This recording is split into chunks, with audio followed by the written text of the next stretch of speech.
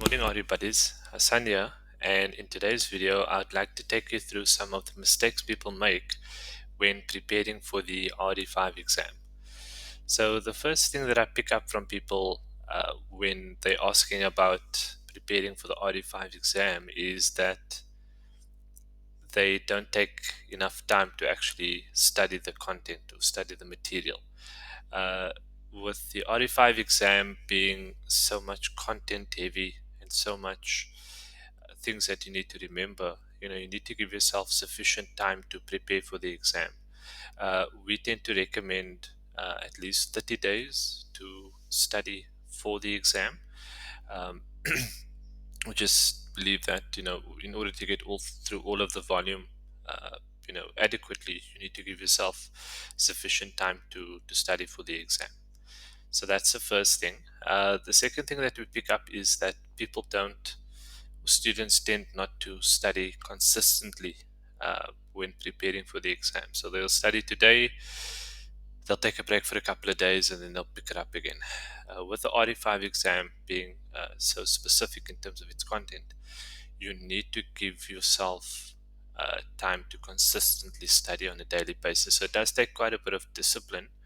However, you need to be studying every single day so that you're giving your brain the chance to actually take in all the information, and also ensuring that you remember what you're studying. So that's it. The second thing that we find that people tend not to do, they just don't give themselves enough time to study, and then secondly, they just don't study consistently. The third thing we find is that people actually don't make use of the correct study material. So they will find something on the Moonstone website. My understanding is that the Moonstone website only provides a guideline to the exam, but they actually don't have any study material that will prepare you for the exam. So it is important that you find a content provider that's going to provide you with, firstly, up-to-date study material, and secondly, comprehensive study material that is easy to study. So that's also really important. The fifth mistake I find that people make when preparing for the RE5 exam is that they try and study the material parrot fashion. This is a mistake as there's a lot of information that you need to remember, and you can easily get confused with where the information fits in when you try to memorize the material parrot fashion.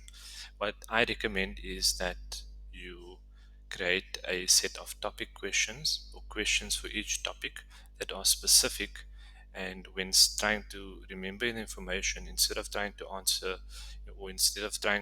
remember the information parrot fashion, you rather ask yourself the questions and see if you are able to answer those questions. If you are able to answer your topic questions that you've built up, that means that you are able to remember the information that you've studied. So it's very important that you create a set of specific questions for each and every topic in the RE5 material, as this will give you the best chance of actually maintaining the information and remembering all the information that you need for the RE5 exam. The final mistake I find that people make when preparing for the RE5 exam is that they don't make use of past questions or mock exams. This is vitally important for a number of reasons.